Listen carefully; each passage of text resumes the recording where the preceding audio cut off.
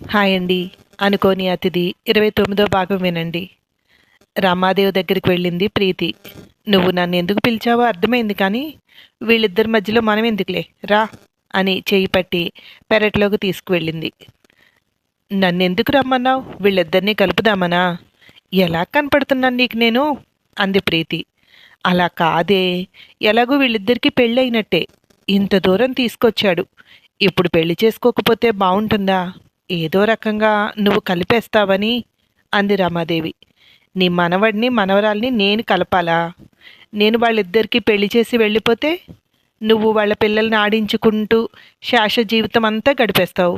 మరి నా సంగతి ఏంటి? అంది. అందుకే నా బంగారం అంతా నీకు ఇచ్చేస్తానన్నాను కదా అంది రమాదేవి. ఎవరికి కావాలి మీ బంగారం? మా అమ్మ నాకు బోలెడు చేయించింది. అవి కూడా నీ మనవరాలకి ఇచ్చుకో. ఎంతైనా సొంతం సొంతమే కదా. ఇన్నాళ్ళు నన్ను ఎంతో ప్రేమగా చూసావు. సొంత మనవరాలు వచ్చిన వెంటనే వాళ్ళిద్దరినీ కలిపేసి నన్ను వెళ్ళిపోమంటున్నావు అంది. నేను ఆ మాట అన్నానా? వాళ్ళిద్దరూ కలవటానికి కొంచెం సాయం చేస్తావని పిలిచానురా అంది. ఈ మాటలకి ఏం తక్కువ లేదు. సరేలే, ఏం చేయాలో చెప్పు అంది. ఇంత చెప్పినా ఏం చేయాలో చెప్పు అంటున్నావంటే నీకేమీ అర్థం కాలేదా అంది.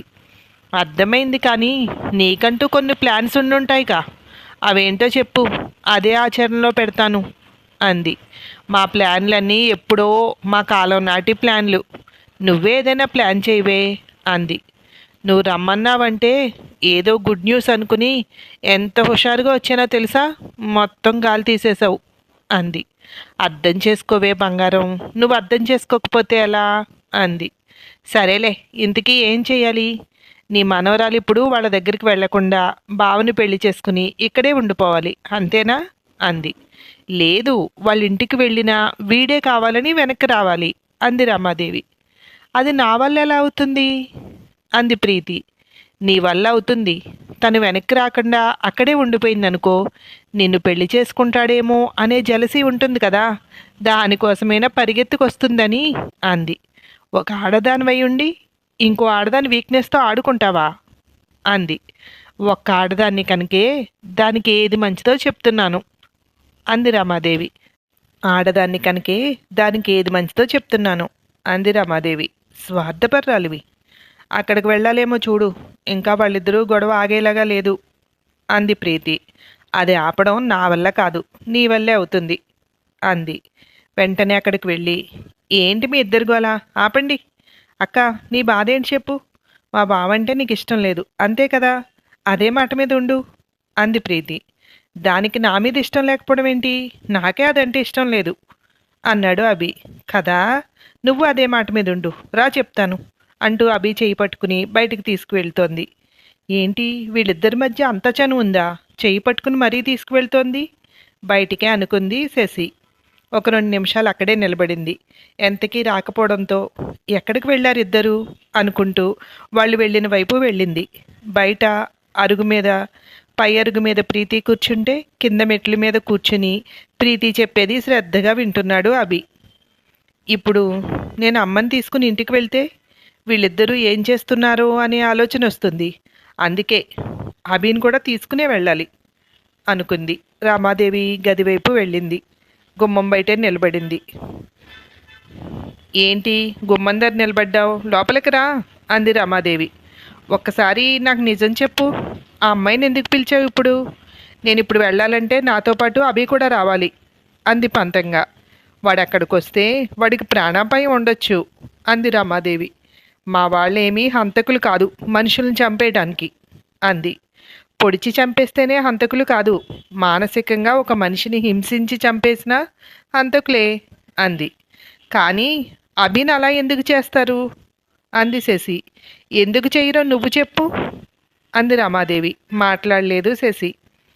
ఆడవాళ్ళు తలుచుకోవాలే కానీ ఈజీగా చంపేయగలరు ఎవరినైనా. అన్నం లేదా కూరలో ఏదో కలిపి ఇచ్చేస్తే అది మాట్లాడకుండా తిని చచ్చిపోతారు అంది. ఇప్పుడు నీ కూతురు అభిని చంపేస్తుందని భయమా అంది శశి. చంపదని చంపలేదని నువ్వు గ్యారంటీ ఇవ్వగలవా? కన్న తల్లినే వదిలేసి పోయింది, దానికి ప్రేమ ఎక్కడుంటుంది? ఇప్పుడు అలా అన్నానని పెద్ద కథ చదవకు. ఓన్లీ మీ కుటుంబం మీద మాత్రమే తనకు ప్రేమ ఉంది. అభి తన అన్న కొడుకు అని తెలిసాక చంపకుండా అస్సలు వదలదు అంది రమాదేవి. నీ కొడుకు రౌడీ కనుక చంపుతున్నాడు, అమ్మ ఎందుకు చంపుతుంది అంది శశి. ఆ రౌడీలో ప్రవహిస్తున్న రక్తమే దానిలోనూ ప్రవహిస్తోంది కనుక అంది. నువ్వు మాటలు బాగానే మాట్లాడుతున్నావు, మా అమ్మకి ఇన్ని మాటలు రావు తెలుసా, అడిగిన దానికే సమాధానం చెప్తుంది అంది. అందుకే మీ నాన్న మాటలు సాగుతున్నాయి. మరొకళ్ళు అయితే ఆ ఉమ్మడి కుటుంబంలో ఉండలేక సిటీకి మకాం మార్చేవారు అంది రమాదేవి. సరే, ముందు విషయం చెప్పు, నేను ఎప్పుడు వెళ్ళాలి అంది. రేపే మీరిద్దరూ ఆ ఊరు వెతుక్కుంటూ వెళ్తున్నారు అన్నాడు అభి అక్కడికొచ్చి. నువ్వు వచ్చే వరకు నేను ఇక్కడ అమ్మమ్మని బావని బాగా చూసుకుంటాలే అంది ప్రీతి వెనకే వస్తూ. చూసుకుంటావో తాళి కట్టించుకుంటావో నీ ఇష్టం, నేనేమీ మీకు అడ్డు రానులే అంది విసురుగా. అంత భాగ్యం నాకు కలగాలే కానీ అస్సలు అడ్డు చెప్పను, తల వంచి తాళి కట్టించేసుకుంటాను అంది. వీడొక మన్మధుడు, వీడి కోసం మళ్ళీ పోటీ అంది చిన్నగా శశి. అవును మరి, అనాకార్యని నువ్వు ప్రేమించావు, అప్పుడు నీకు అలాగే కనిపించాడు కదా, నాకెప్పటికీ అలాగే కనిపిస్తాడు అంది ప్రీతి. ఇలా మాట్లాడడానికి నీకు సిగ్గు అనిపించట్లేదా అంది శశి. నా మనసులో ఉన్నది చెప్పడానికి సిగ్గెందుకు, దాచుకుంటే సిగ్గుపడాలి కానీ అంది. సరే, వెళ్ళాక ఏం చేయాలో ఏంటో అన్నీ చెప్తే దాన్ని ఫాలో అవుతాను అంది. సరే ఇలా రా అన్నాడు. కొంచెం దూరంగా అమ్మమ్మ పక్కన కూర్చుని అతను చెప్పేది శ్రద్ధగా వింది. తర్వాత రోజు ఇద్దరూ బయలుదేరారు. మనం ఎక్కడికి వెళ్తున్నాం అంది అన్నపూర్ణ. మన ఇంటికి మనం వెళ్ళిపోతున్నాం అంది శశి. అమ్మమ్మ, మా నాన్నమ్మని బాధ పెట్టేలాగా నన్ను దీవించి పంపుతావా ఇప్పుడు నువ్వు అంది రమాదేవి వంక చూస్తూ. నా దీవెన కావాలని నువ్వు అడగలేదుగా అంది రమాదేవి. అడిగానంటే అలాగే దీవిస్తావని అడగలేదు అంది. ఇది అనుకున్నది చేసే వరకు డౌటే నాకు అంది రమాదేవి. మీరు ఎలా అనుకుంటే అలా అనుకోండి, నేనైతే అమ్మని తీసుకుని వెళ్తున్నాను అంది.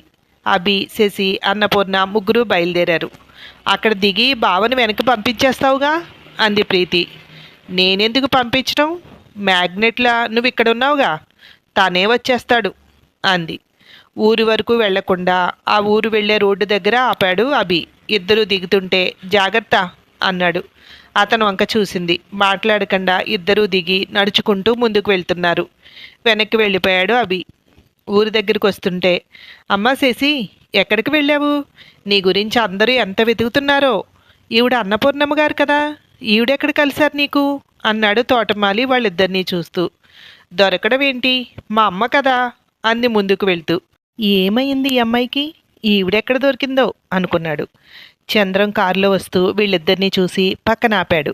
గబగబా దిగొచ్చి, శశి ఎక్కడున్నావు ఇన్ని రోజులు, రా, అత్తయ్య దొరికింది నీకు అన్నాడు. నువ్వు చంద్రం కదా, చాలా మారిపోయావు, అత్తయ్య బాగుందా అంది శశి. ఒక్కసారి మొహవంక చూసి, రా కారులో వెళ్దాం అన్నాడు. అమ్మ నడవలేకపోతోంది అంటూ అన్నపూర్ణను తీసుకువెళ్ళి కారులో కూర్చోబెట్టి తను కూడా కూర్చుంది. ఎక్కడికి వెళ్ళావు అన్నాడు చంద్రం. ఏమో అదే గుర్తు రావట్లేదు, సత్యంబాబు పెళ్ళయిందా, అలా నడుచుకుంటూ వెళ్ళిపోయాను అంతే, ఇంకేం గుర్తులేదు అంది. వెనక్కి తిరిగి చూశాడు. ఏంటి కారు ఆపేశావు అంది. ఏం లేదు అంటూ ముందుకు పోనిచ్చాడు. మీ ఇంటికి వద్దు, మా ఇంటికి తీసుకువెళ్ళు అంది. ముందు ఇక్కడికి రా, అమ్మతో మాట్లాడాక అక్కడికి వెళ్దు గాని అన్నాడు చంద్రం. ఇంటి లోపలికి వెళ్తుంటే సీతమ్మ పరుగునొచ్చి శశిని కౌగిలించుకొని ఏడుస్తోంది. నేను వచ్చేసాను కదా, ఏడవకత్తయ్యా అంది శశి. బాగున్నావా సీత అంటోంది అన్నపూర్ణ. ఒక్కసారిగా వెనక్కి జరిగి, నువ్వు నన్ను ఏమని పిలిచావు అంది సీతమ్మ. అత్తయ్య అని. ఎప్పుడూ అలానే కదా పిలుస్తాను, నీ కోడల్ని కాలేకపోయినంత మాత్రాన అత్తయ్యను కూడా పిలవకూడదా అంది. ఏమైంది నీకు, ఈవిడెక్కడ దొరికింది నీకు అంది సీతమ్మ.